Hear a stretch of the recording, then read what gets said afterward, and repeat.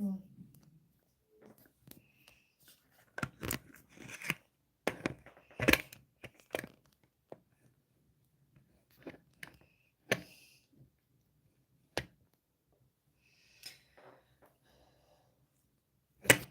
Okay.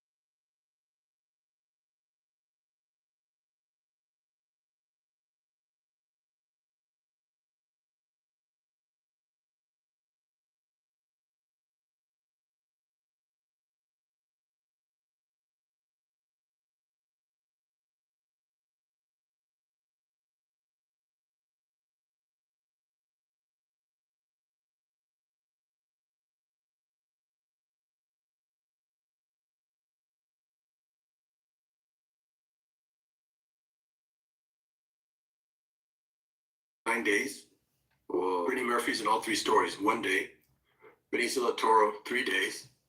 It's just like you're just shooting this stuff. Mickey Rourke is in a sequence with Rutger Hauer. We shot 8 months apart. I didn't have Rutger Hauer until I was doing Shark Boy Lava Girl. So I just shot Mickey acting with me, and then I shot Rutger acting with me, and I just cut them together. Wow. What's weird is like editing exercises, or like I used to do these editing exercises where I would do my VCRs together, and I would cut my movies, but sometimes I would just cut a music video. And I cut a music video once because I was a big fan of Rutger Hauer and a big fan of Mickey Rourke. So I said, I want to make it look like they're in a movie together. So I cut this music video together, and so it shows like lightning on Rutger in The Hitcher, and then lightning on Mickey from Rumblefish. But Rumblefish is black and white. So I made the whole thing black and white. I was like 19. I was 19 years old when I did that. And then years later, I'm making Sin City. I shot Mickey not knowing who the other actor was going to be until I cast him 8 months later, and it was Rutger. I'm cutting them together to look like they're in the same movie, and it's in black and white. And I'm like, I've done this before. Oh my God, I found that old video. It's like, oh my God, I already made a movie then in black and white. That's more shit, right? Yeah. That's the magic of creativity. It's like sometimes when you have a vision, it's not, but it's coming to you from the future. So you gotta just follow the voice. No matter what anyone says about your curtains, just follow the voice you got in your head, because you don't know and you're not smart enough to know. And you don't need to know. You just need to do. You just need to be the hands. So this is like what you can do with no time or money when you know all those jobs. It's the benefit of knowing those jobs. Like I said, the more you know those jobs, the more you know your main job, which is being creative, not on the day thinking on your feet. So I'm going to show you this this test. Okay, so for Dust Till Dawn, the TV series, I would always shoot the first episode and the last episode. It's like a 7 or 8 episode season. There's 3 seasons. By the time we got to the 3rd season, I was doing Alita, so I couldn't do the big finale episode. You know, my actor who plays the George Clooney character, DJ Catrona, he's somebody who fucking wanted to be a writer, was writing. He wrote Fight and Flight, is this movie that's going to come out with Josh Arnett. That's his. He wrote it. After doing this, he was like, man, hearing you talk, you know what? This is what I love about you. Inspire people. The feedback loop inspires you back. He said, man, hearing your talk for Red 11 and the cards, and I've got a script that's partially written. I'm going to go crank it out in 3D. I'm going to cut off the phone in 3D. I'm going to finish that thing in 3 fucking days. And he came back and he said, I finished the script. And I read it, and I go, what? You read it in 3 days? And well, I wrote something before, but I just kept thinking I wasn't ready. And then you told me the thing about not being ready, and you said that really resonated. And I went and I finished it in 3 days. I go, man, I'm going to do that. I'm going to go do the DJ method. I call it the DJ method. I have a bunch of half-baked ideas that I'm just going to go turn off the phone and finish the thing in 3 days. And I'll fix it later, but those 3 days, it's going to be pure pipe. It's just going to be coming through because you're just going to be picking up the pen. So anyway, he came to me with this idea. He said, oh man, I was hoping you'd do the last episode of Dust Till Dawn because I had this great idea for a scene. We're in a zombie town, western town. We have those guns where you have to pull the trigger, the hammer back before you can fire. So I thought, what if I have a gun that's empty and I got bullets in the other hand? And I bump into a zombie, the bullets go flying. I jump and I catch all the bullets and shoot the guy before I hit the ground. Okay, that's kind of a real cool, like Desperado type thing. But dude, this is a 7-day shoot. for these episodes. Everyone on the crew will have a different idea on how to do that. Stunt guy will put you on wires because you have to do all that action, or the DP isn't even operating the camera guy. The director doesn't know how to shoot. He's not operating the camera. Your editor's in a room somewhere. VFX guys aren't there, so you're not gonna be able to ask them how to do it. But I, in my own VFX, I came up with how we did all the shots in Sin City and all those biking movies. We need one guy to come do it. I'll come do it for you. I'll come do it because I'm already going to be there because I have to shoot a second unit fight scene for the other actor who wanted a cool fight scene. So I was already doing that. But when it comes to your scene, we'll switch places because it's got to be done quick because you got to shoot it in 20 minutes because you got a ton of other shit you got to shoot. And you'll just never get it. You won't even get it in a film schedule, in a regular movie schedule. It's just too crazy. You need somebody with a vision to do the whole thing. So this is what it would look like if you're on the set. I'm going to show you the footage and I'm going to show you the scene. I have to show it to you a couple of times because you're not going to believe what you're about to see. So if you were on the set, this is what it would look like. So I get there. They said, we're ready for that scene. So I get over there to the set and I go, okay, where are you coming out of? He goes, this building. Where are you getting the bullets from? That body. Okay, bring that body closer. Okay, stunt guy, bring a pad over.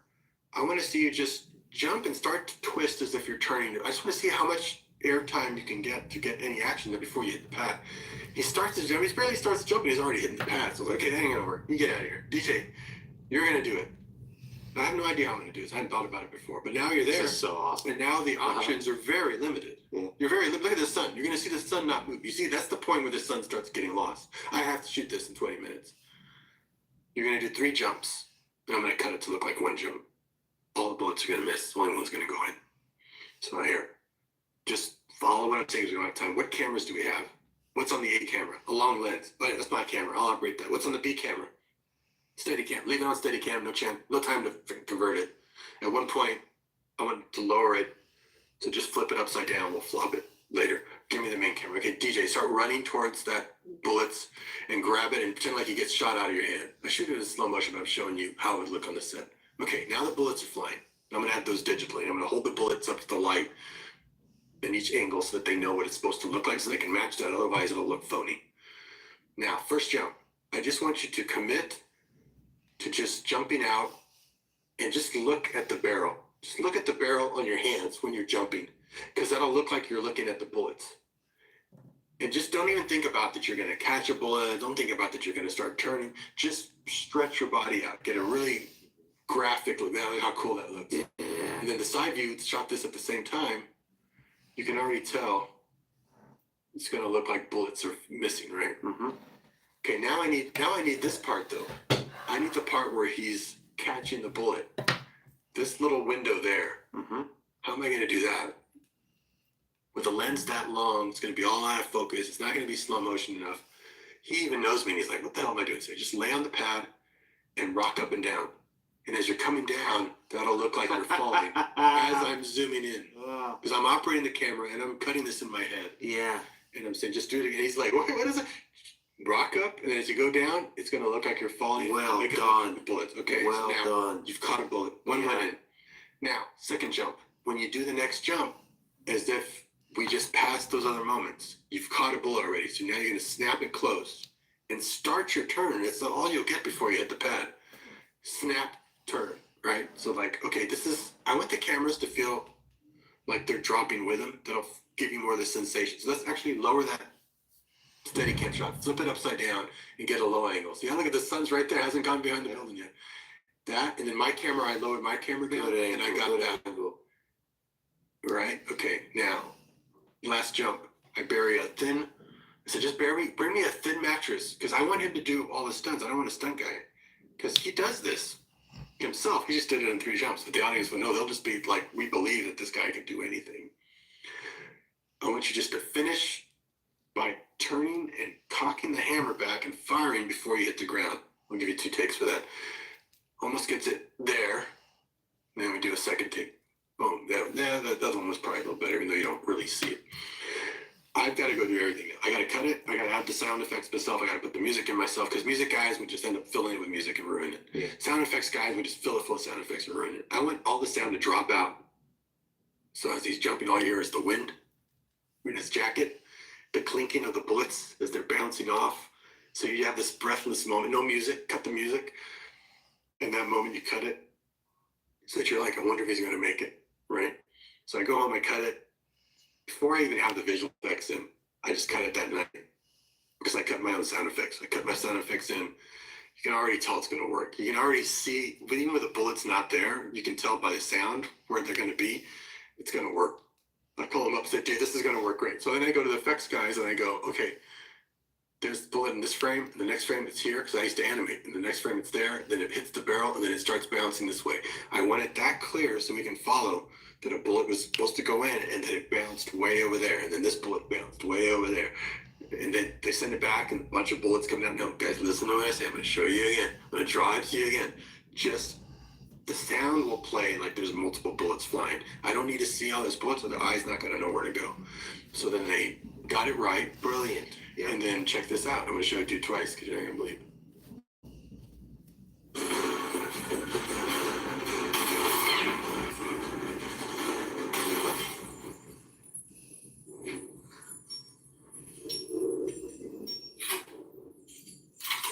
Wow. Changes direction. Wow. Wow. Crazy. Well done. You don't even see that in a feature film, much less a TV show. Well done. Just as a director, well done. Oh, here, just one more time. Then I'll Well show you done. something you didn't notice both times.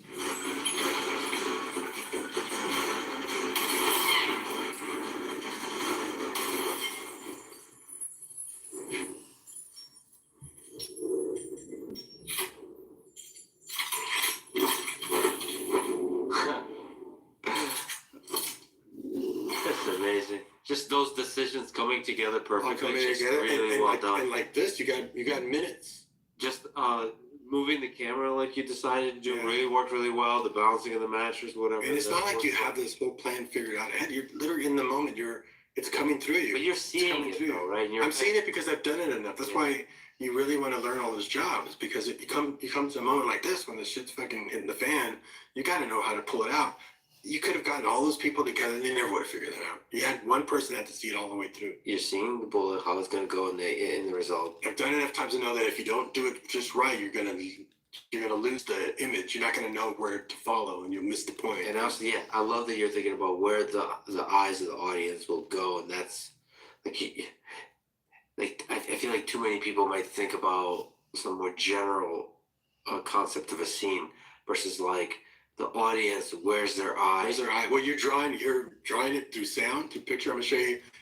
If you notice, without the sound, you don't really see him clip Yeah, that right. thing back. The sound is so essential here. Watch right? this. You don't really. Right. I thought I saw it. You think you saw it, but you hear it, and so you feel like see it. But watch, it's actually, he's already finished. You don't really see him do it, But you swear you saw it in a close-up because the sound is in a close-up. I put Yeah. the sound in a close-up. Now here's another thing you didn't notice. He hits this ground in the first shot. Watch. 1, 2, 3, 4, 5, 6, 7, 8. You didn't even notice it because I didn't play the sound there. Mhm. So if you don't hear it, you don't see it.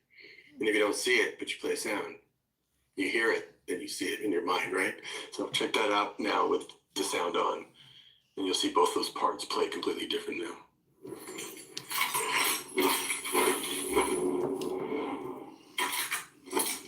Right. Now you hear it. Right? See? Like, I know you can get away with that because I know editing, and if I'm gonna play a sound, I can go ahead and milk that shot as long as I want. I'll make him be in the air longer, even though he's actually touching the ground by not playing the sound.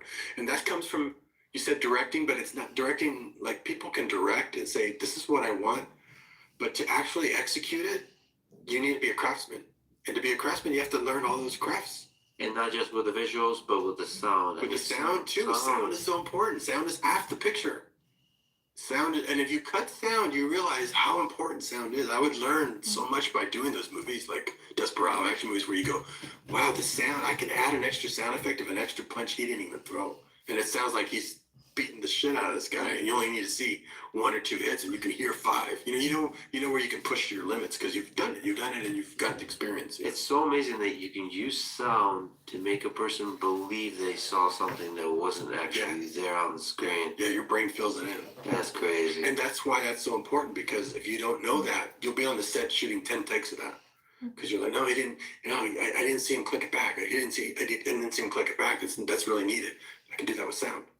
Let's just go. Let's just keep moving. But when you say sound close up, was that so? It's the sound. All the other sound dropped away, and all you hear is like the sound, like the mic's right on that thing, so that you hear it so big in your ear that you swear it wasn't close up too, but just the sound was close up. How do you? Sorry, just to give an insight into like that process of sound design. What are you like listening to the sound and just like experiencing the feeling that creates, and then you're like, that's just I'm right. playing and post a lot, so I have a whole library of sound effects from all my movies. So I can pull up like the gun sound we created for Bruce Willis in Sin City and use that and mix it with Antonio's gun from Desperado. Remember in 4 Rooms, there's a scene where the bellhop goes into the hotel room, jams his key into it, and clicks it. And I used all gun sounds for the sound of the key instead of key sounds because it wasn't sound close up enough. So you listen to it, you hear like all these sounds from gun to do the key, because it's like that conveys the sound better. I'll use different kinds of sounds that just have impact and put it somewhere, like when he hits the ground. So I like playing with all that in post when I'm editing, because it makes my editing job easier. Sometimes it's like, oh, the sound is covering me. I don't need to keep trying to massage this. The sound is actually selling it. And so I keep those sound effects into the final movie. So it's just all part necessary. It's like being a chef. You're there cooking and you're going like, I know the recipe says this, but I think it really could use jalapenos and some extra pepper and maybe a little more salt. And then it needs an acid of some kind, so I'm gonna add some lemon juice. Yeah, you made me realize. I'm not sure where I saw that, but you were talking about making sort of almost like home films for fun, and I think you mentioned how exciting you can make a very mundane scene by just adding sound. Oh yeah. I think there was like My little kid with his car. He had one of those little zzz, but I added a motor sound to it, and it's like, wow. And it sounds realistic somehow. Like I don't understand and then what my brain is doing. And then we're playing with these little cars, filming ourselves playing with the cars. But then I replaced it with real car sounds. Yeah. And it just, your brain links the reality of the real thing. Crazy. And you realize how unimportant the visual is and how important the sound is, actually. Sound is everything. That's what I was really lucky in Mariachi, that my camera didn't work for sound, because then I got really good sound that I would have gotten with a shitty mic out of frame. Because that's the first telltale sign of a low budget movie is bad sound. Bad sound right away. You can already hear all this hiss and all this. Mic was too far, and you're like, low budget movie. Before your eyes even tell you, the sound gives it away. Isn't that amazing? The audio is first. Sound is first. Really. Even though it's a visual medium. It's so crazy. Just on what's the plan with the 4 action films? Like what are the next steps? I'll probably direct more than one, because there's already several that I want to do. But I'm going to direct at least one, but I'm producing all 4, and they're at my studio. It does draw you in. It draws you in, and it makes you go now think of ideas you never would have thought of before, mainly because it has a filter. Well, now I don't have to think of all these ideas. I actually have, like me on that set, there's only very few things I can actually come up with that are just action driven first, and they have a great character. You'll get to it a lot faster with a filter. That's the beauty of a filter, is that now you've just shrunk your target, and now you can hit that target. And people are coming up with ideas because now they've got proximity and they've got a reason to come up with the idea, and they've got a deadline, which is the best thing you can do, is have a deadline. Because when you have a deadline, you can freaking move mountains. I had a Spy Kids in the theater every year, 3 years in a row, not being pre-planned. Every year there was a Spy Kids. Now the third one was the biggest cast, mostly green screen, video game, and the first digital 3D movie ever. So getting visual effects companies to make that, we realized, oh, I shot it with 2 cameras. That means each effect shot has to be done twice from a different angle. So I went to the studio midway through that and said, there's not going to be a movie in the theaters in time. You're going to have to push the date back. And they said, okay, we've never heard you panic. We'll push the date back for you. They called back 10 minutes later. I was like, oh, thank God, because it's really complicated. I didn't know it was going to be this complicated, but I wanted a challenge. And they said that McDonald's will sue us for $20 million if you move the date. You have to have a movie in the theater. We started shooting that movie in January of 2003. It was in 3D, in theaters by July. That's the fastest any effects movie has ever been done. That's insane. Because you had no choice. So Deadline makes you do things and make decisions really quickly. And it was the biggest of the three. Deadlines are good, and it's hard for us to self-impose a deadline sometimes because we know it's a bullshit deadline and your brain knows it's bullshit. But why do deadlines work? Because when the deadline's coming up, what do?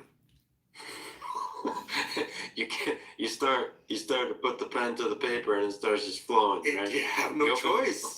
You have to get out of the way and open the pipe, and it just comes out, and you're shocked. You're like, "Oh my god, I should do everything at the last minute." Well, no, you don't have to, but if you just learn how to open that pipe earlier, you wouldn't be in a rush. But you had to get out of your way because your deadline was up and you had to come up with it. So many people are going to come up with all these extra great ideas at the last minute. They're already, but I looks like everyone who's already signing on, because they didn't, it's cool, they don't know when the deadline is. They keep writing in saying, when is the deadline for this? And we say, well, when we close the funding in May. But we didn't say when still. So but I think that gives them like a sense of a deadline, like shit, it might be May 1st or maybe May 2nd. So we better get my idea going. So I think it works in your favor because then you come up with stuff. And you're going to feel so enriched by doing the idea that you're not going to care if it gets picked or not. You're going to love this idea so much, it could turn into 10 other things you never even thought about. That's the beauty of doing a project. Nothing ever goes to waste. So many ideas that were sitting around that I'd come up with and put a lot of time in are now like, oh, I can do these now. I know how to finish it now. I have to ask you about Alita. So you've done so many incredibly innovative projects. This is one of them. It turned out to be this visual masterpiece. There's a bunch of complexity, beautiful complexity about it, in that it started out as a film that James Cameron was supposed to make. Yeah. And then you started to collaborate with him on it. And then these two, I would say, brilliant directors, but with different styles, like you were talking about. And so, but plus there's the complexity of, for people who haven't seen it, you're putting this artificial creation, this beautiful, photorealistic artificial creation of a human being into a real world. So you have to capture the performance, not just the motion, but the performance of this actor. Yeah. Put them into this, with the power of technology, into the real world to convey all the emotion, the richness of the human face. Can you just speak to the process of bringing that world to life? Sure. I mean, why I never would have attempted it if it wasn't Jim, because Jim has figured all of this out. So just to get you, again, remember, like I said, hey, Jim, I'm operating a Steadicam. What do you think of that? Well, I'm designing a new system. That's always how it is between him and I. So when I went to show him Desperado when it was done, he said, you might not want to sit through. If you don't want to sit through it while I'm watching it, it's fine. Do you want to read any of my scriptments, my treatment scripts, called scriptments? I said, sure. He goes, I have Spider-Man and I got Avatar. So this was in 95. He was showing me the scriptment for Avatar, which there was no technology for that. He was already doing stuff that didn't exist. Yeah. And I was reading it going like, it's a great story. And he's like, I don't know how the fuck's gonna do this. It's impossible. It's not even, he'd just done, Terminator 2 a few years before. It's like, that was state of the art.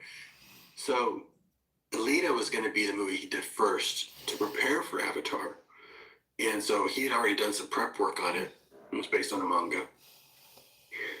But before they did that, they just started doing some tests for Avatar. And then as they got deeper into the test for Avatar to prepare for Alita, they went, I guess we're making Avatar first. So Alita got kind of pushed to the side, and they ended up doing it, which ended up becoming such a journey to make that movie, to get the technology to build it, to make it.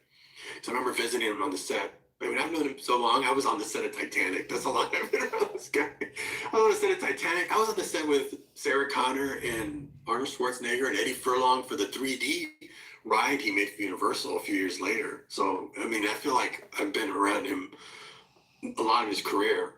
And to be able to visit the set, of Avatar, and remember him showing me, like, artwork they did, very photorealistic. And he goes, curious to see how photoreal it'll be when we're finally done with this process, because you don't get to see it till it's almost done. And I was like, wow, he's just shooting blind. He's really, talk about me shooting mariachi, not seeing the footage. He's making this whole movie not even knowing what the end result's going to look like at all, because you're not going to know till you get there. And when you get there, if you don't like it, there's not a lot you can do. So I just seeing him do that and have that success really made it easier for me to do Alita, because then it's like, okay, we don't know. Again, we don't need to know. We know we'll get there, but we don't know how we're going to do it. We're going to start. And anything that I would come up with on this movie and his team, because he had all his Weta people working on it, he had them all working on it too. I do a fast version of his process because it's a lot of live action. Avatar's mostly CG. I have live action sets. You have to come to my studio because I still have the whole Alita city in my back lot. Well, here, the Troublemaker Studio? Yeah, That's where it was. yeah, it was shot here. So when you go see my city, I built it very resourceful. This is weird. It looks just like the town from Mariachi. But it's in my backyard. I'm like, it looks better than the town from Mariachi. Yeah. 90,000 is the biggest, largest standing set in the country because sets are always mowed down for the next movie. But I just kept it there. So we should shoot it all the time from Mexico or South America or Europe or whatever. It's 7 streets. And we added digitally above it. The ceilings are 20 feet high. You gotta come see. You don't believe that it's here. It's unbelievable. Where is it? North of Austin? It's where the old airport was. So it's like on 51st Street. You know, it's like really close to town. I would love to visit. You gotta come see. You're not gonna believe it. All my props, all my stuff from all my movies. So people who are, investing in brass knuckle, that's why I say it's like a Willy Wonka movie, because they're gonna get to come check out all that stuff and be in proximity and see, oh, like me with that painter. It's not a trick. He's just doing it. Then you realize you can do it too. But we thought, let's shoot mostly live action and we'll just replace her. But we still have to figure her out. You have to cast the right actress. And when I saw Rosa Salazar, she was just amazing. She made me cry in audition the first time. I was like, oh my God, this person has something. If we can capture even a fourth of her facial expression, it'll bring so much life. And they got it 1-to-1. And it really helped Jim on the next Avatar and Weta because they got to try out a bunch of things. That's why Avatar, the second Avatar, Way of Water, looks so much more refined than the first Avatar because of that middle step of doing Alita. It was training ground for them. Can you actually educate me on the Weta process? Is this like a performance capture technology? Yeah, I have her in a suit for capturing her body movements, but also facial capture. It's performance capture of all her performance, all her emoting. And we have witness cameras around everywhere to pick up where she is. And everything else is real, and we're just replacing her, but with someone even smaller in size. So you have to erase everything behind her. There's like a bunch of technical things you do. But the idea is to, whatever performance she gives, she's such a great actress, is to capture all of that. Because then this character that doesn't even exist will feel very emotional, and you have to be tied to it. You have to feel its heart. And she was the heartbeat of it. So she's acting with all this. Acting with all that, but it just disappeared. She's not even. It's not even there. Like, we don't notice this is here. It's like that. She can just perform through it. What were some interesting, unique, challenging things about you directing her performance in this kind of world? I just knew she had to be her. It was going to be just so easy with her. She's just so great. Everything was just so real, and everything was just like she's that character. She becomes that character who's seen this world for the first time. No special effects going to help you with that if the performance isn't there. So it was all about getting the performance and casting the right actors. That's why you get Christoph Waltz there, and you get Jennifer Connelly. These masters are all on the set. Mahershala Ali, you've got an amazing cast of people. And that's really the heart of it, so that the technology kind of goes away. How hard is it to get the actors to act when like the full world is not around you? We put so much of the world around them. Like when you see the city, we put like a blue screen way in the back to just make the city keep going. But we built the sets there, the town, we built the real sets, so everything was very tangible and real. And that way she had to fit into that world and be as real as that. Because if it was all done in CG, well, then now you can fudge everything. But if you put her in a real environment, that's a real challenge. And that really helps them in Avatar, because that whole place is created in Avatar. You could get away with a lot, but they wanted to commit to that kind of detail. The next Avatar, that's why it just feels like you're really there. It's just stunning. And you get there by having something to work on like this to take the technology to the next level. So it was cool to be able to help, knowing that you're being helpful to him in his process and not just distracting him. But then also he liked that his artist had something else to work on besides just Avatar, to just work on something, different, to freshen up the perspective on things and methodology. And so, yeah, that was a really exciting movie to work on. And then we got to shoot it here, a Jim Cameron movie here in Austin. That was the best, having him here.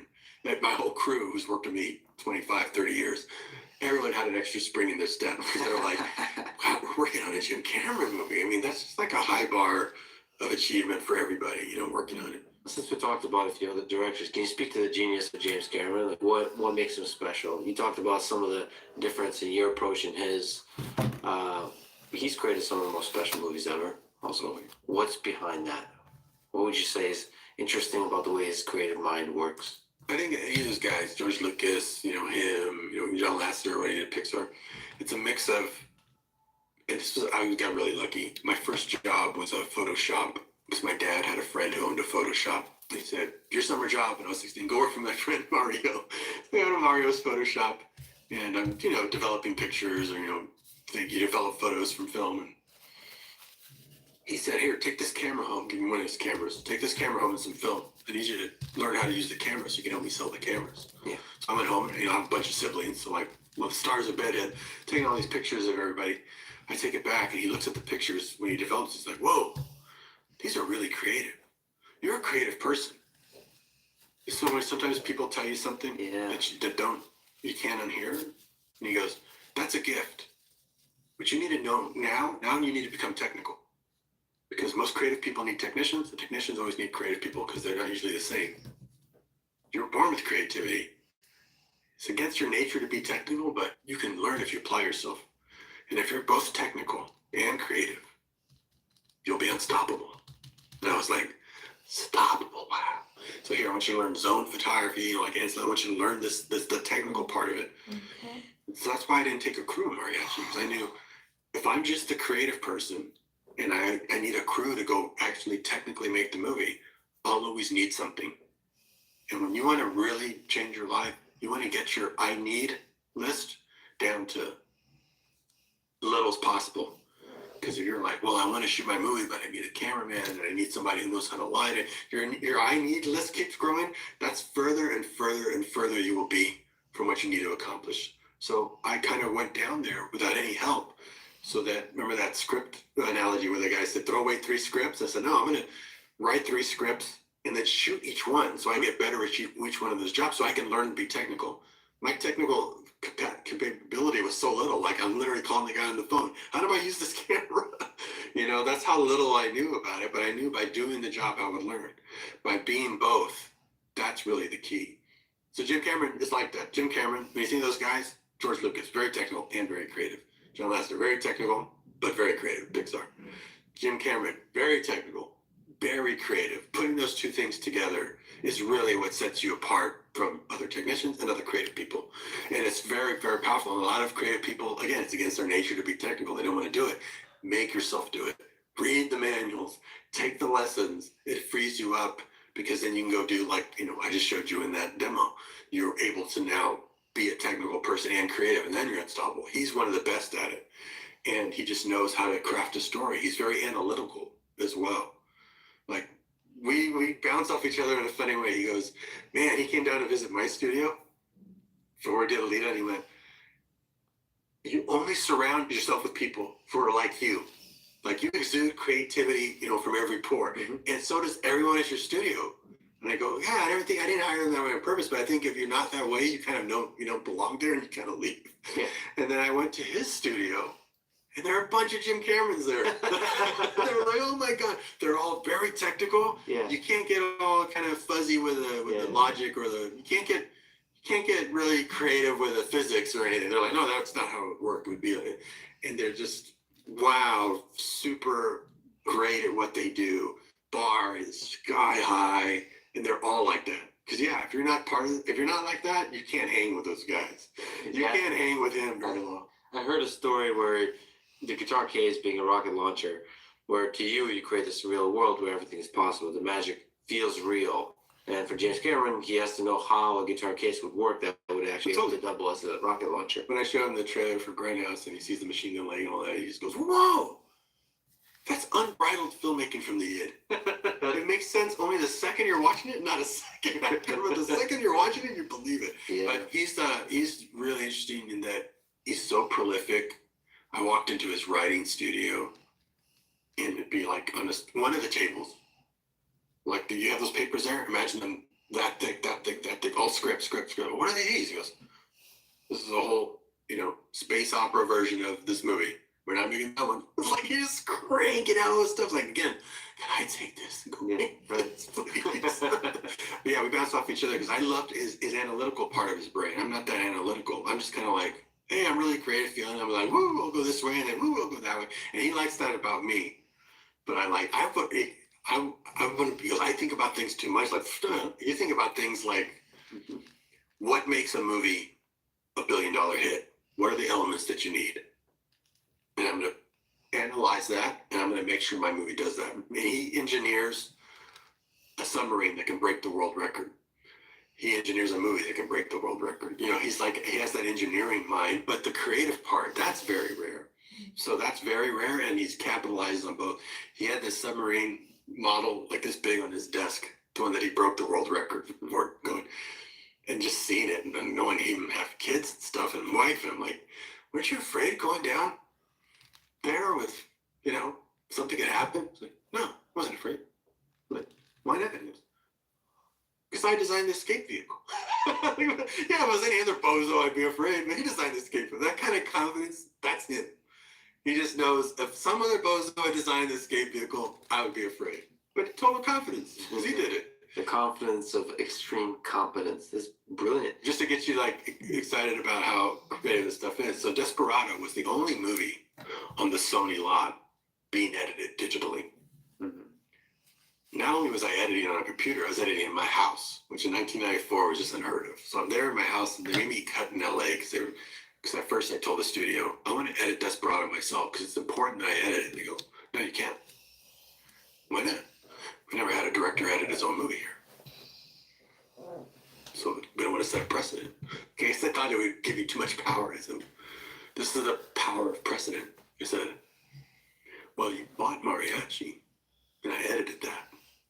I said, okay, but you're going to have to edit in LA so we can watch because we don't think you know what you're doing. We saw the footage, and the shots are really short. It's too short. It's like, shots are too short. Oh, because I was shooting my cuts.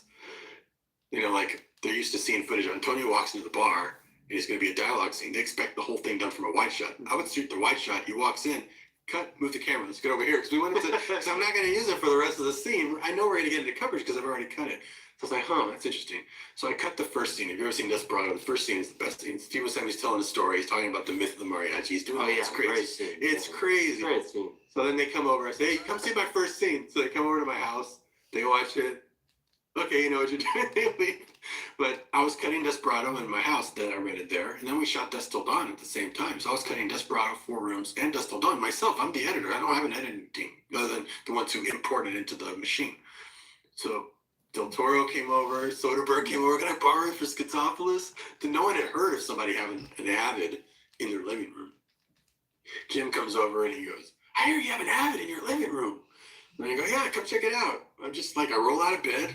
It's like, sounds unremarkable because this is what you do right now, but back in 94, it was unheard of. I'm cutting 3 movies at the same time myself. I roll out of bed, I come here, I can cut Desperado, I can cut Dusk Till Dawn. He went, that's it. I hate working with editors. When I was doing Terminator 2, they wouldn't even let me put the Bad to the Bone song in Terminator 2 because they didn't think it would work. And I had to sneak into the edit room at night on the weekend to cut it in and then show them the next day. It's like, that's your own movie. You like give that kind of power to people. He said, I hate working with editors. I'm gonna do this. I'm gonna tear down a wall in my house. I'm gonna put it in Avid. I'm gonna cut my next movie. Yeah. And he did. He got an Oscar for editing Titanic. He had 2 other editors, but now no one ever took him for a ride like that again. He edits on every movie. He has other editors, but he can go do his own cuts. When he shows me like footage, he's showing me himself on his own machine. And it's like, again, it gives you all those tools to be able to really find your vision that you're looking for, because you can't always explain it to somebody because you don't always know yourself. It's part of, you kind of come up with it as you do the process. Just a small tangent about the different software and the technologies involved. So you mentioned Avid, there's Premiere Pro. Premiere was still in its early stages then. I think Soderbergh looked at it and it said, yeah, I can't afford an Avid for this movie. I'm going to go do it. So I think he started cutting on Premiere. But I'm sure it's all better now. I just have always used an Avid because I just always rent it back to the same production. I think I don't have to buy a new one. But there's lots of good. I hear about all kinds of systems. I just use the same one. I guess that's the question I have for you. It's just interesting for people. It's very interesting to me. Just the details. Use Avid. Like, what do you like? Multiple monitors, one monitor. I have a couple monitors, and then one big monitor to watch it if I'm watching the scene back because the monitors are still a little wacky. I mean, if I were to design my own system, I'd probably design it differently. But I've worked on that thing since '94. I still don't know all the shortcuts and all that shit. I still use it like my tape deck. Play, rewind, pause, and I can cut so fast with that. Just I don't use the mouse for shortcuts. I'm just like, bam. So you found your way, Yeah. preferred way, the workflow of using it, and now you can sort of let go of the technical and be creative. Yeah, just be creative. It's just a tool. It's just a tool, and it's like it doesn't matter which system it is. It's like if you can get it to work for you, great. Like there's a lot of problems I have with it that I know are probably fixed on another system, but that they'll have a whole other set of problems. So it's like, well, why bother with that? You know, there's limitations I think that it has that would need to be fixed, but not for what I'm doing. I mean, I can still do what I need. It feels like part of the artistry is every system has limitations, and you learn how to work around those limitations. I mean, Oh yeah, well, every single thing. my first VCRs, like those things, those things were. I was always known for taking what little basic equipment and milking the shit out of it. What it could, pushing the boundaries of what it can do, and now it's flipped. Now you're working on a program, and you can spend 10 years on this thing, and you're scratching the surface of what it's capable of. It's totally flipped the other way. I'm not milking anything anymore. I'm barely getting the smallest capability of it because I would have to spend a lot of time to figure out all the stuff that it can possibly do. And I'm sure it's all great, fantastic stuff, but what a different world than when I grew up, where it was like, okay, let me splice these two sound things together. And it was so hard to get it to do. Or people would be like, you got that movie out of that equipment? Where now it's the other way around. It's like all this equipment is great. So when people come to me and say, I've only got this camera, I was like, the camera's 10 times better than anything I had for my first 15 years of filmmaking. So you have no complaints. This is like, you can just start now and just start making stuff. I have a lot of friends who are huge fans of your movies. So one of them asked me that I absolutely must ask you, do you know if there's a sequel of Alita coming? But we're working on it. We're definitely working on it. Kim and I both want to make it. That's usually when we meet, we talk about it. I gave him something to read. He's a little busy with his Avatar movie, but I'm gonna see him again soon, and we'll see where it's at. But we would love to make another one. We have ideas on how to do it because it was always built to be a trilogy, and he sees that there's a lot of love for it. It was just weird because it was a Fox movie, and they got bought by Disney, and then so they weren't really making Fox movies because they had enough work with their Disney movies. But now they're starting to make some Fox movies, like they did Deadpool, and some Fox movies are starting to get made. So time might be right for us to come back and do an Alita. Well, I hope you do soon. It's but it is.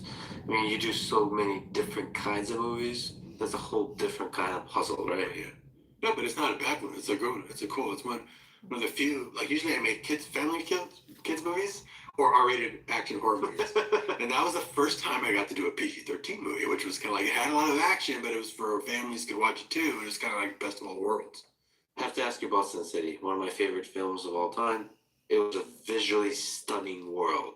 What are some maybe interesting, detailed aspects about you creating that world? This is why you just gotta follow your nose and go do something. Jim and I were both into 3D early on. Like I visited his set for the Terminator 3D ride. Dusk Till Dawn, I wanted to be 3D. Actually, when they got to the bar, if you watch from that point on, everything's kind of set up for 3D. Everything was shooting into the camera and all this.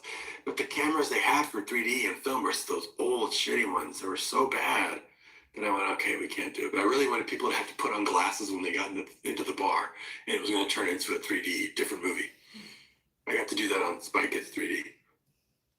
So when I did Spy Kids 3D, I thought, oh, if I get Jim's cameras that he's done for these underwater 3D, documentaries, I can make the first digital 3D film for theaters.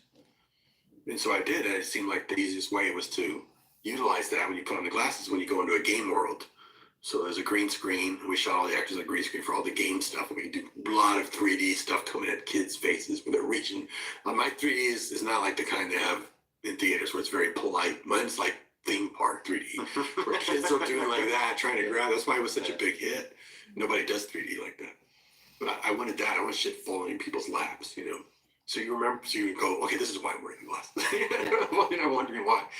And when I went to go make my next movie, so this is how crazy this was. We shot Spy Kids 3. Remember I said how fast they came out? That was in the summer of 2003. A few months later, Once Upon a Time Mexico came out.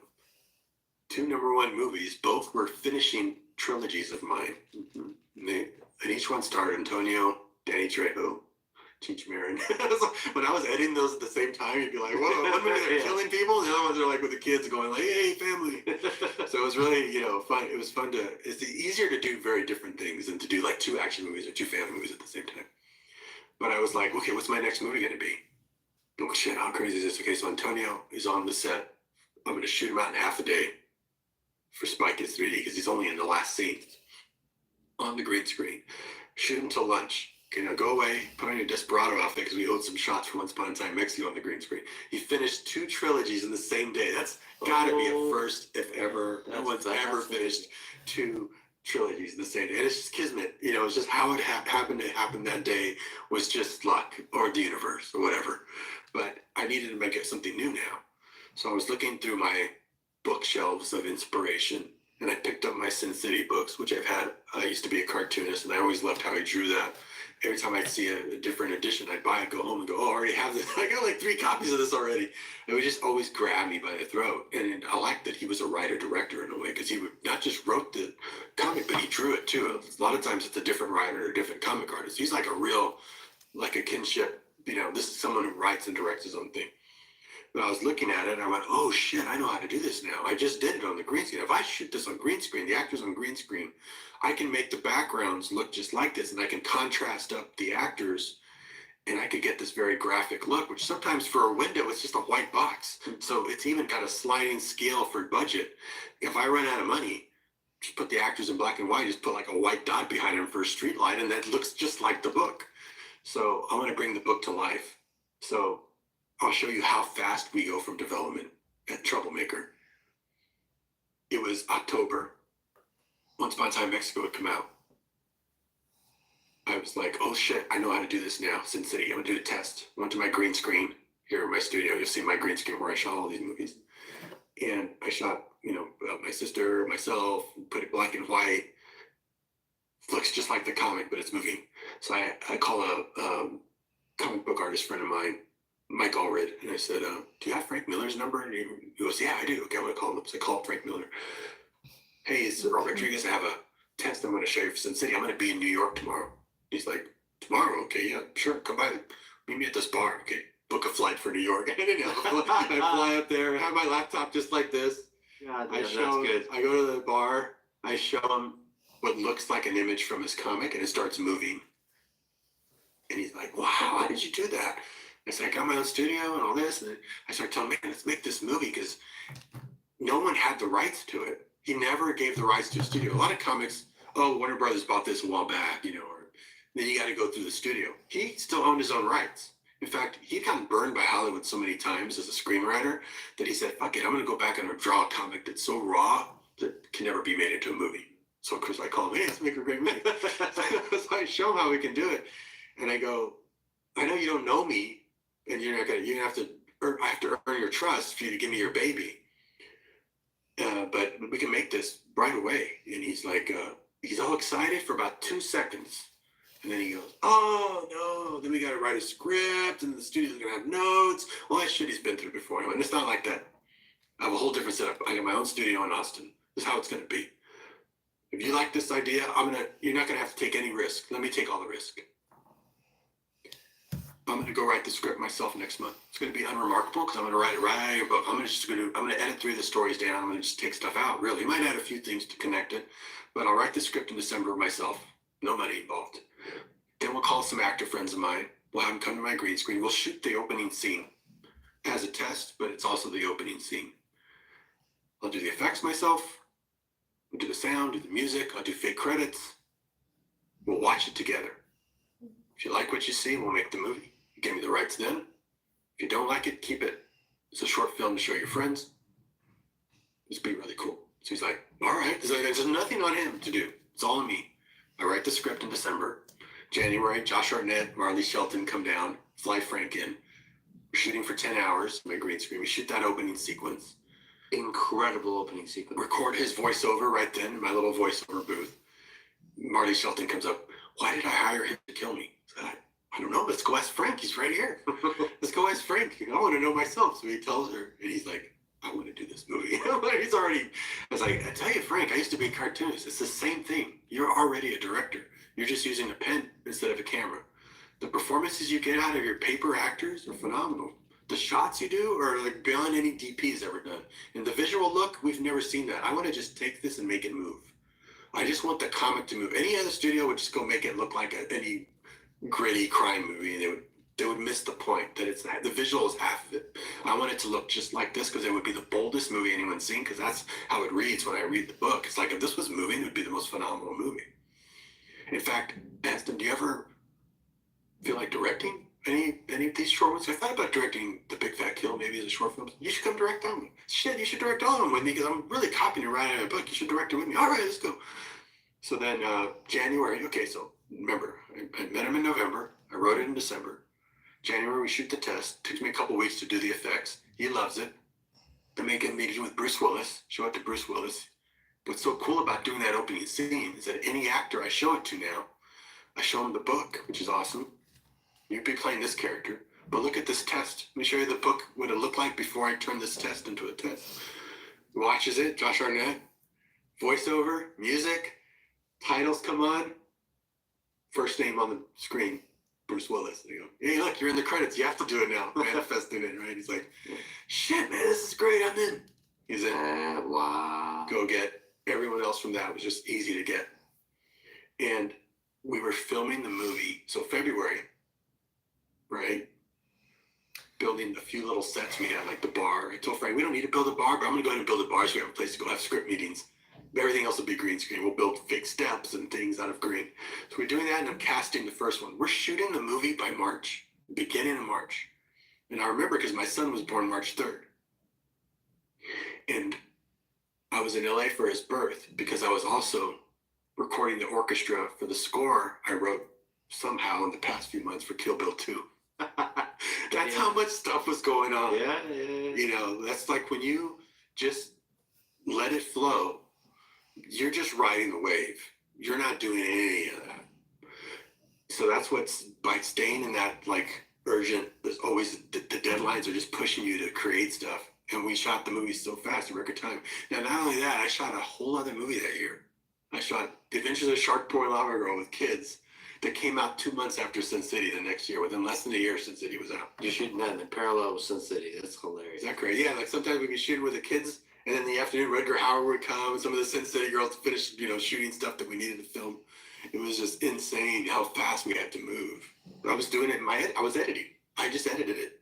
And then I would scan the artwork into the computer, and I would edit the storyboards with the sound effects, and I would do the voiceover. I would imitate Mickey, and I would imitate Bruce, and lay out how fast it was going to move. And you were like, wow, so now we have a template with the real drawings and the lighting on how we're going to do it. It was funny because I could do pretty good with Bruce Willis because I know his career so long.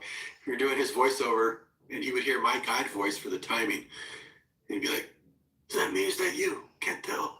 It's like, well, that was me, but just do that. It's like, oh, man, it sounds like me.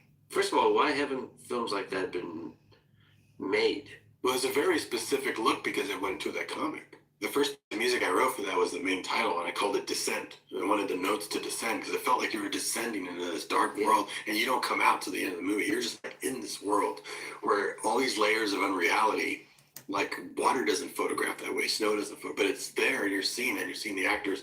So you're just really, it's like a dream world. Yeah. So I was really into it, and I did tests for the most difficult shots first. Like, how do I get his tape to glow in the dark, like in the comics, so it's still in the shadow? And I realized, oh, use fluorescent tape and a fluorescent light. That way I can keep it, we can still key it. Like, I started just doing my own visual effects like that early on because I knew technology was changing so fast that I would need to just know how to do it like a magician. Shooting digital, nobody wanted to touch digital back then. DPs were all afraid of digital. They didn't want to have to learn something new.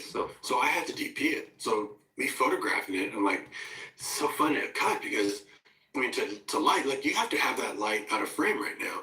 but I could bring the lights in right here as long as they're not crossing it. I'm just gonna take it out of the green anyways. I could have the coolest lighting on everybody. Cool edge lights. You could have an edge light back here, an edge light back here, a fill light here. Like, you're not even erase him. I just take him out. Can you educate me and people curious about this? Like, what is the power of light when you're telling a story, when you're creating a feeling, an experience? Like, what's the artistry of that? Well, if you look at the drawings too, sometimes it's the absence of light. Like you would see this face, but then this would be completely black, but you would still see my eye, which is like impossible, right? But you believe it when you see it because it's there. So things like that were a lot of the tricks I tried first because I like that about it. It's like you have a guy completely backlit, so there's no light on his face, but yet his glasses are glowing white. So we put fluorescent tape in there, hit that with a light, then we could turn it white later. Black and white really helps. And then just up in the contrast. But I mean, it's just something that you have a feeling for, but you're able to try it. In fact, when I took it to George Lucas said this to me early on because we're the only guys shooting digital. He said, "Man, it's so good. You live in Austin. That's why I'm in Marin County. Because when you live outside of this box of LA, Hollywood, you think outside of the box automatically. You're just going to stumble upon innovations." And he was right. It was like, why aren't we shooting digital? Let's shoot digital. Why are we shooting digital 3D? Let's do that. Why don't we just use green screen for the background? You just start innovating because you're away from anyone saying, hey, you can't do it that way, which they would say if I was in LA.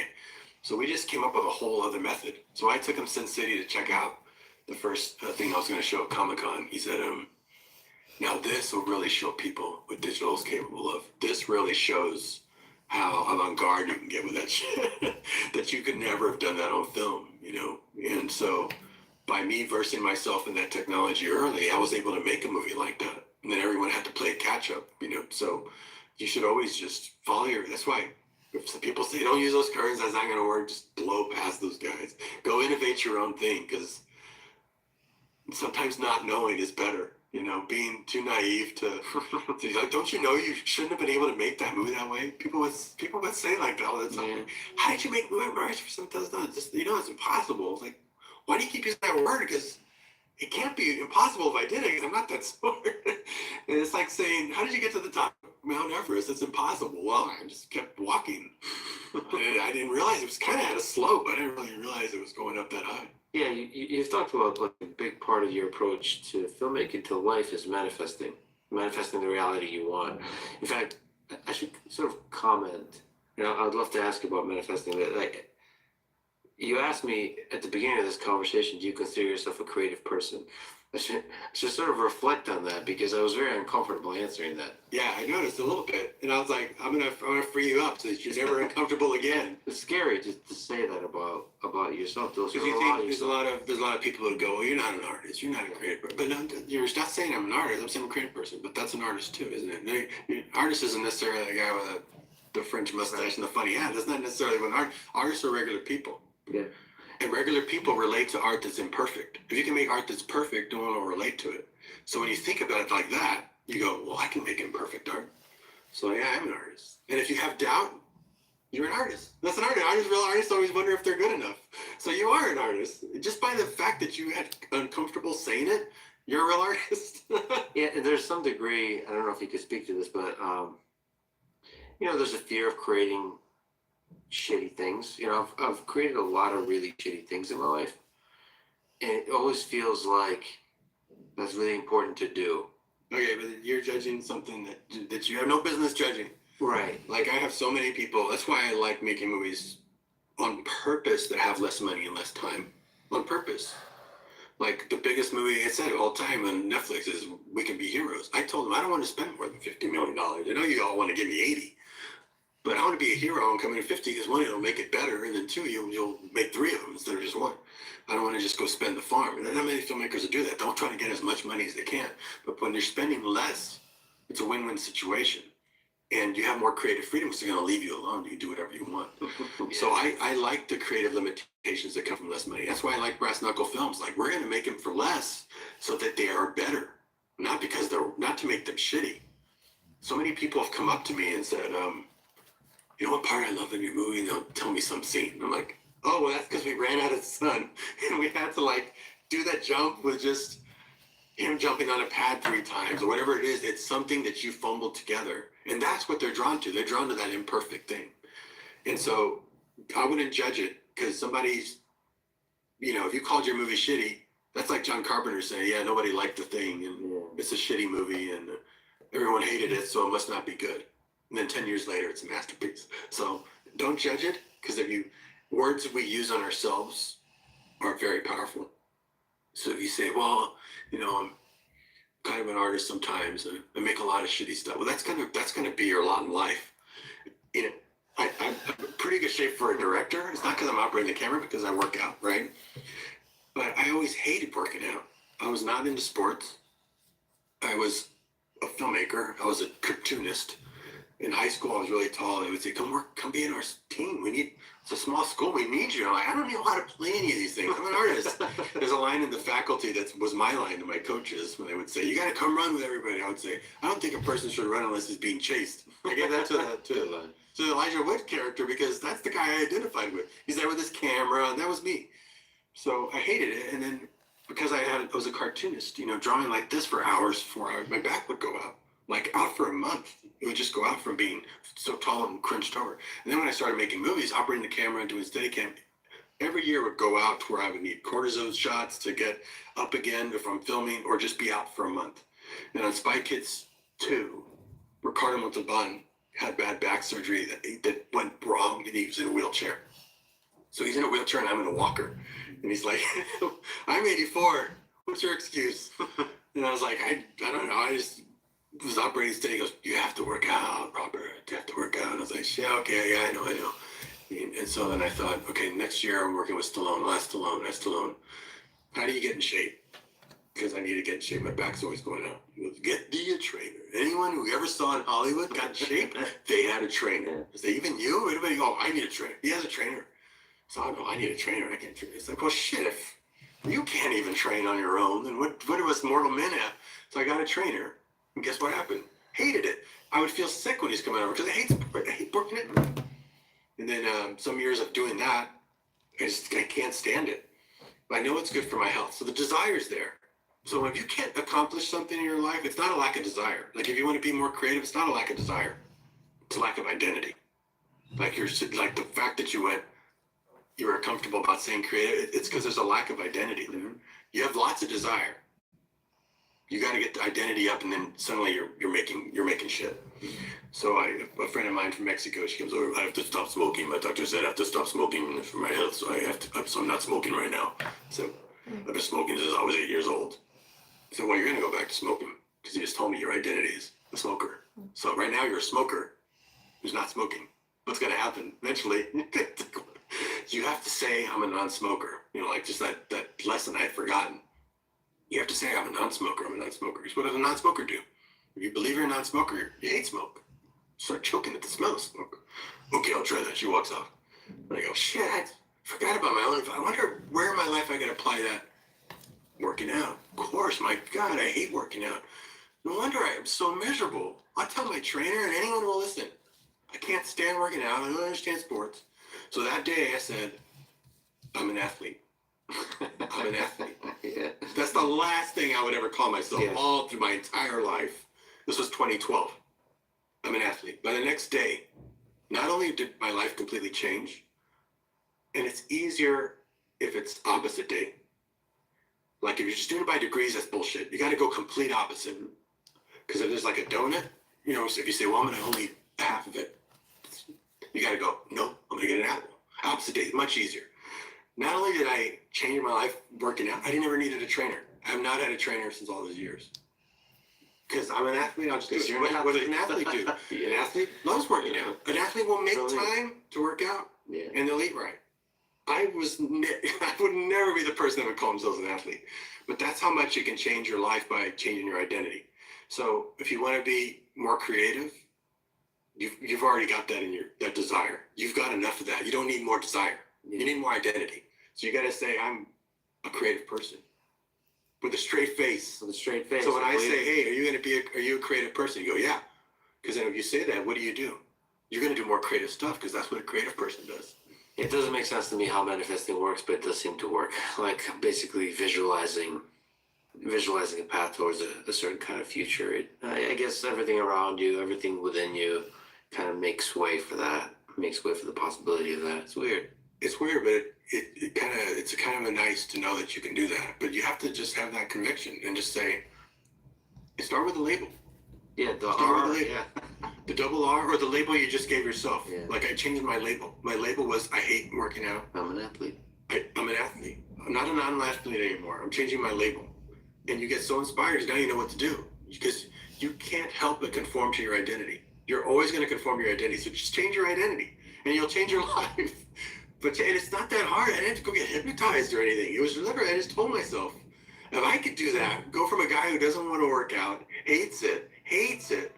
I had the desire. I was already hiring the guy. I lacked the identity. As soon as I changed my identity, boom. Well, one of the things for me like that is probably music, just playing guitar. Are you a musician? Yeah, music. Yeah, look at you, stop, you paused. No, I would Pausing. definitely not. I mean, I'm going along with it now, but if we're just in You wouldn't have the said that. I wouldn't have said But that. I heard you rip on fucking guitar. And I've heard you play it kind of amazing in all different kind of contexts. Oh, but I should be like freaking Santana by now because I've had a guitar in my hands since I was a kid. But since I'm not a full-time musician, I don't get to play it that often. So I'm not as good as I should be. But, you know, when you apply yourself to just rehearse for, you know, a couple shows, you book some shows. Look at this. This was me just like playing our first arena show opening for George Lopez. That was crazy to be on the stages where your heroes that you saw them, now you're seeing what their point of view was. It blows your mind. You need to just get on stage. You get on stage once and you'll see that it's not as bad as you think. You're not like terrified because you're playing pretty complicated things. I've seen you play live. Yeah, and I messed up a bunch of times. But It's you don't fun. want to focus on that. And you just go like, okay, I got to do it. Because when you're up there, it's not that you're like screaming nervous, but your hands will just won't work anymore. Yeah. Something will happen. But that happens to everybody. If you really watch even the best in their live performances, watch really close. And you see they screw up a couple things, but you just won't notice. Yeah, They just just go right through it. It's like it's about the live performance, and that's how you know it's real. So Yeah. I think if you can really just lean into it more, really work on the identity part, because you've got the desire, you want to play guitar, but as soon as you say, yeah, but I can't play live, you just chopped off your leg at the start of the race. You say, I don't know. You just chopped off your leg. Yeah, You're yeah. doing this to yourself. Yeah. You're literally doing this to yourself. I don't mean just you. I mean Yeah. anybody who's Broadly just like speaking, who, yeah. who pauses, who hesitates. You don't have to have doubts. Why would you have doubt? Because you know the process now. It's like if I don't know how to do something, I know how to figure it out. Like I didn't know how I was going to do that scene with him jumping and flipping. I didn't know that, but do I have doubt that I'm going to go in there and be able to do it? If you say that you do, you're a doubtful person. That's how powerful that is. But if you say no, I don't have any doubt because I know I'm going to figure it out when I get there. Somehow it'll fall in my lap. I trust the process. You don't have to know. So if you trust the process, that you'll figure it out. But here's the thing: like sometimes you fail, and there's audience. Yeah, then you get 4 rooms. Yeah. Yeah. And then what blink, happens? Right. Don't blink. Is the Don't blink, and then you go sift through the failure. Yeah. And Exactly. you go, wait a minute, what did I get out of that? Yeah. I've done that a bunch. It's great. Look, what's the worst that can happen? You go on a stage and you bomb. It's not going to be the first stage. And it's one of those you can talk about. So then when you do the next one, and sometimes they all go right. I've had a couple of shows. We did a couple of shows where we had video cameras set up for the second day. Listen, let's not film the first day because we're going to be just finding our feet. Let's film the second day. First day, it's fucking flawless. Of course. Flawless because no Of course. cameras. It's like you Of just course. go. Yeah. Second day, we were in as into it as we had just done it. It felt like the second take, you know, it just didn't have the magic. And that's the one that's recorded. And we're like, oh, kicking ourselves we didn't film both nights. We should have filmed both nights. I love how much of a mess this human existence life is. Yeah. You've talked about the importance of journaling because So living is Really? reliving. I love that phrase. I came up with that because it's like, wow, I see so many people who get after you for like filming a concert and they go, live in the moment. I'm like, dude, it's counterintuitive. The moment goes by like this. Yeah. We're not going to remember any of this. The fact that we taped it, thank God. Because later on, it's going to be a file photo of me remembering you. 3-pound me computer. All I'm going to have is a file photo of you maybe in a suit. And you picturing me in maybe a black t-shirt. Mhm. And the metadata narrative is going to say, had a great talk about if we remember Yeah. creativity. Yeah. You know, like your brain doesn't remember. But when I pull up old home movies, I can show my kids that I just found, and they're like, they don't remember it. I don't remember filming it.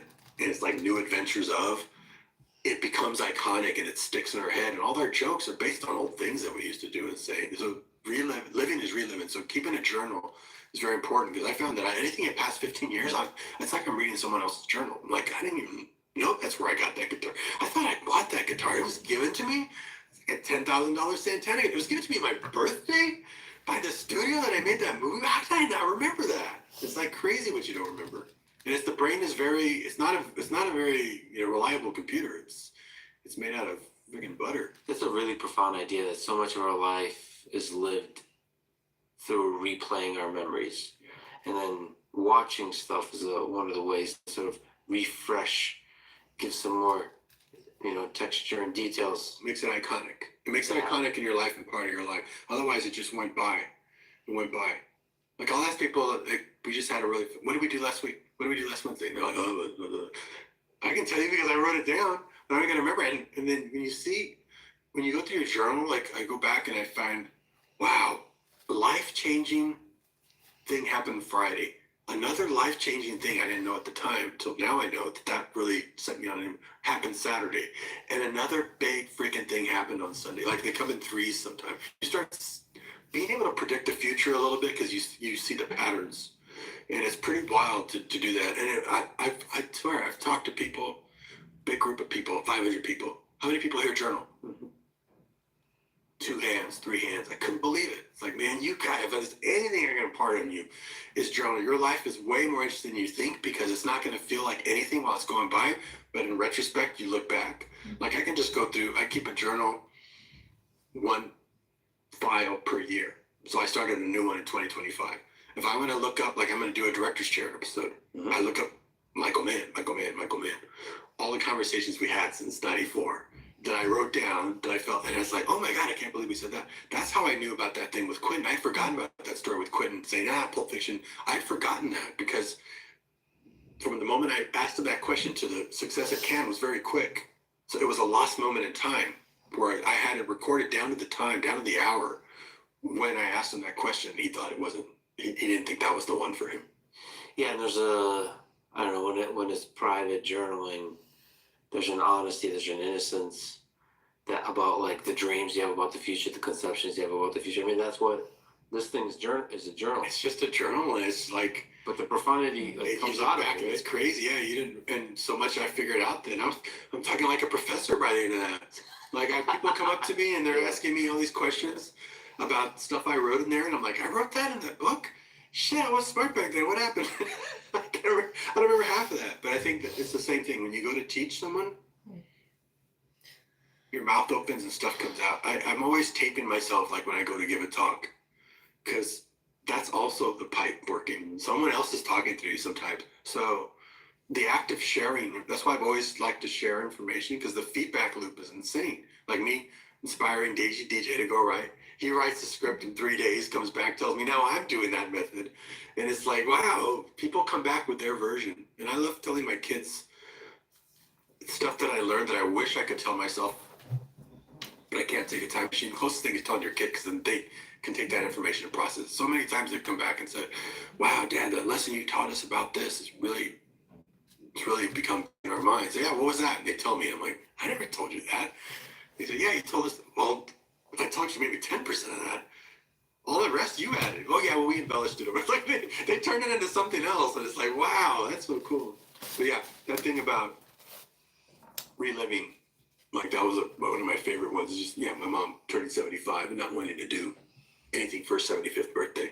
I said, why not? She goes, the whole family's going to, you have 10 kids, they're all going to want to do something for your 75th birthday. Nothing can top my 65th.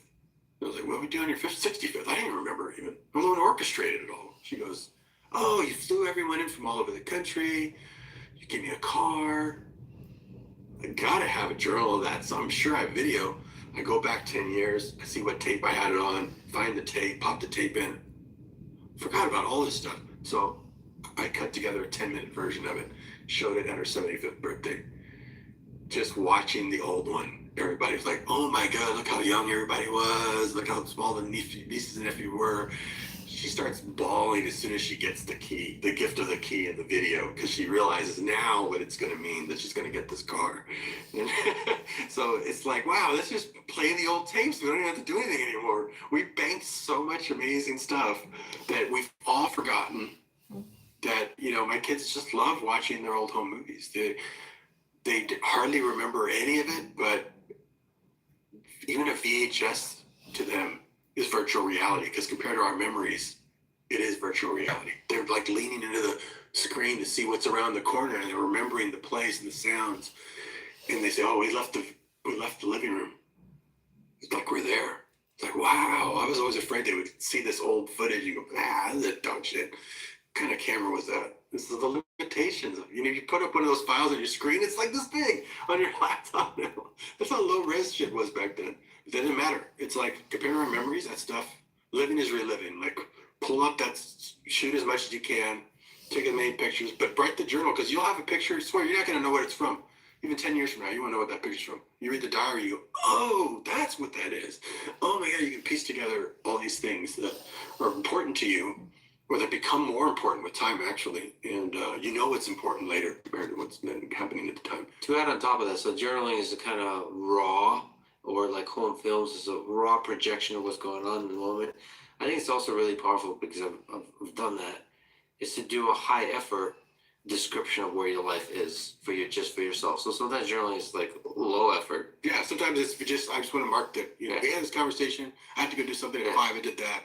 Met somebody that I know, last night I met somebody that's going to be life changing. I'm going to write a little bit more on that, because I can just, now I know.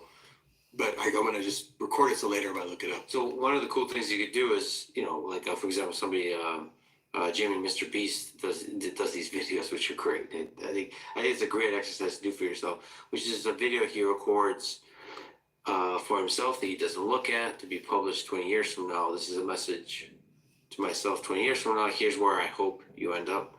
You're basically a younger version of yourself speaking to an older version. Yeah. And then you get, you know, time flies. And like, you get to a point where it's like, holy shit, it has been 10 years, it has been 20 years. You get to listen to a younger version of yourself. Like, it would have been hilarious if you shot videos like that to yourself, because of just like the incredible journey your career has been on. Right. And just to think about that, like the delta, the difference between what your dreams were, where you ended up. Usually you outdo yourself in many ways. Sometimes your life goes in a totally different trajectory. That's and the result is kind of funny. It's a nice illustration of the nonlinearity of life. I would film stuff like that with my kids. I couldn't do it, but I would film my kids saying, "Hey, turn to the camera now and say, hey, Rebel, it's me, Rebel. I'm a rebel in the future." Yeah. So you have shots like that. Yeah, and then they show them like that 10 years later, they're like, whoa. To see it talking to them and saying, yeah. And I would do this thing where I would film them watching it and then pan off, so that 10 years later I could get, hey, Rebel, him reacting, pan off to the new Rebel watching it. It's just like keeps going. So I have one like that where it just keeps panning, and they're watching themselves within the movie, within the movie. It's like an ongoing project. You know, it's just so fun to just play with memory and make you realize how fast time moves, and they go like, I kind of remember that, but I don't remember being that tiny.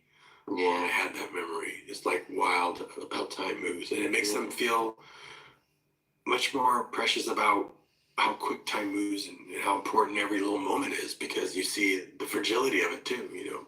Does it make you sad? Does it break your heart that, you know, the number of memories we get to create is finite, that this life ends? Eventually the story is over? I had this theory, I'm going to put this in a movie. I don't think I've ever seen this before, because I woke up from a dream and it was like, trying to remember it, you know, you're like, God, it's so real. If you don't write it down right away, right, it kind of fades away. But while you're dreaming it, it's really real. And it's like, you must see the walls. By the time I went to go tell somebody, it's like, shit, I forgot most of it. But I wonder if that's what it's like when you wake up in your consciousness after you die. You wake up in your next consciousness, getting ready to move into whatever your next body is. And you're like, wow, I was a filmmaker, had 5 kids, and oh well, I'm gonna be a fish now. It's like a dream. It's like that gone that way. And it's like that's what past lives are. They're like distant memories, like a dream that faded away. That's why you barely feel remnants of it. Do I feel sad about that? When I tell people, they flip out when I tell them that. Yeah.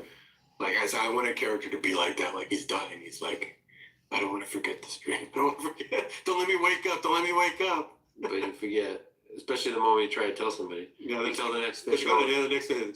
There'll be a fish next. But yeah. Like it feels like I'm almost sad about it, but then it just makes you even more double down to be precious about the life you're in now. What do you think is the And meaning? record it. What do you think is the meaning of this whole thing of life? Why are we here?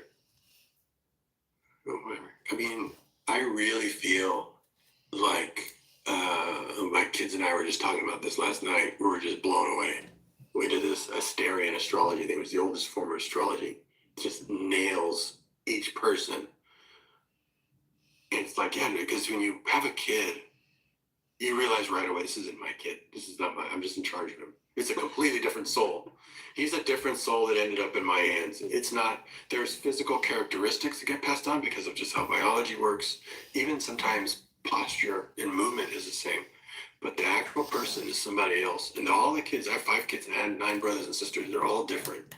And you realize we made a pact in a past life to gather together because every time it's like, it's so good you were born in this family because you were given free reign to go find who you're really supposed to be, and you find out everyone is doing what they were supposed to be doing. But it's cool, almost like this clarity you get by just saying it. They now know that they were always supposed to be like this creative person or that, and now they can double down on it because they know that's who they were supposed to be. They don't have to have any doubt anymore. They don't have to wonder, well, am I supposed to be more business minded or can I be creative? Isn't that some kind of frivolous? Is that a real job? Can I do that? Now they realize, no, you're supposed to be doing that for these reasons, and now they can double down. You can skip all that and just decide, I feel like I want to be that person, so I'm just going to declare I am that person. And as soon as you say it, you are that. And tomorrow your activities will conform to that. That's how powerful that decision is. So when you walk out of here, it's going to be with a complete commitment. I'm a technical and creative person, like my first boss. I'm unstoppable. My boss told me that. He was right. I became technical and creative, and you're just unstoppable. You can just keep going and just go, I'm unstoppable. Doesn't mean you're gonna use your powers for bad, but you've just changed your life by just declaring that. And I'm also a creative person who lives his life creatively. I'm gonna find creative ways to use that technology. If somebody says, you're not the same kind of artist I was expecting, that's their own opinion. Don't blink. Just keep going. All these things that you've learned that people were supposed to tell you along the way, they're telling you for a reason. Anytime you got pushed, like if you go back to your life at your really critical moments in your life where you went that way instead of that way, there was probably somebody there who said something to you that kind of pushed you. There was one guy when I was in high school. It was like senior year. I wrote a paper, but I wasn't a great writer at all. I wrote a paper for a Latin American Studies class, gave it to the teacher, and he said, "Wow, you're going to be rich and famous in 4 years, just based on what I read." I was like, "Really?" It's like, oh, like 17 or 18. 4 years later, I did mariachi, and I went to him later at a reunion, and I said, "You called it. You said I was going to be. Why did you say that?" And he's like, "I said." It looked like he would never say that to somebody. You'd think he would own it and say, "Oh yeah, I knew and I told you." No, he was like, he looked like he didn't even know who that was. It was like asking, acting like he never would have said that in a million years. So again, sometimes things come out of our mouth. It's not us. It comes through us. So if you think of it that way, why are we here? We're here for a reason. We're going to get nudged along. Listen to the signs. Own who you're supposed to be because you are that person. Don't let your human doubt get in the way. That's like the guy closing the pipe. I don't know if I'm really creative. I don't know if I'm really a businessman. And you're just closing the pipe. You're not gonna let it flow. Just be a good pipe. Just say, I just want to be a good pipe, clean, open. And that's when the magic happens. And no matter what, don't blink. Don't blink. No matter how many. That dude was getting so much shit thrown at him. I wish you knew that time period because you would go like, yeah, that's right. It's incredible. It was unbelievable. I can't even convey. There was no internet and stuff back then. This was like literal press, reviews, public. It was like, why are they targeting this guy? You know, they just did not like, he just had unprecedented success and was a really great guy and was making amazing shit. So it was the triple threat of make people jealous, you know, pissed off. Well, he's one of the great artists of all time. So are you. It's a huge honor to talk to you. Thank you for everything you're doing in the world, for creating in the world, and for inspiring millions of people to also be creators in the world, and for your new project that's bringing people in. Robert, as I told you, I'm a huge fan. I appreciate it's a huge that. honor to talk to you, brother. So great talking with you. Great questions. You're gonna change your life. Thank you, brother. $1 million. Yeah, right there. Thank you for listening to this conversation with Robert Rodriguez. To support this podcast, please check out our sponsors in the description. And now, let me leave you with some words from Alfred Hitchcock. In feature films, the director is God. In documentary films, God is the director. Thank you for listening, and I hope to see you next time.